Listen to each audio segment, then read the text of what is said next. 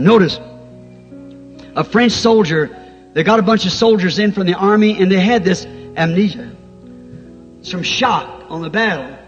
And they had a program, and they called up and let people who had missing loved ones to call and see if they could identify these boys. No hope for them. Maybe one or two out of it caught it. Then they took the rest of them. They was going to put them in a sanitarium where they'd have to stay the rest of their life.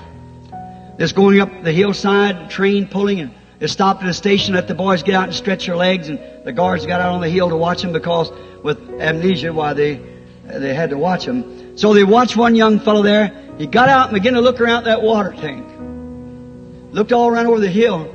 He rubbed his face and he studied, and he looked again. He seen that water tank. He looked all around the station, and he started walking. Instead of the guard stopping him, he followed him. He went up over the hill, down a little path, turned to the right, went up over another little hill, and come to a little log cabin. He looked coming out on the porch, and an old man with a cane in his hand come out and throwed his arms around him, said, "My son, I knowed you would return. They told me you were dead, but I knowed you would return." And the boy come to himself. His amnesia left him. He could identify who he was. He knew that was his father.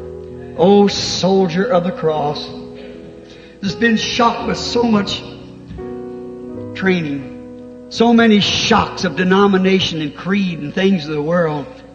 Why don't you just step off for a few minutes and go looking around at the Bible?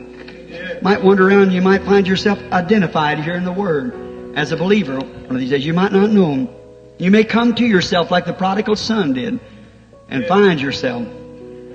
You may find your identification in the words of God.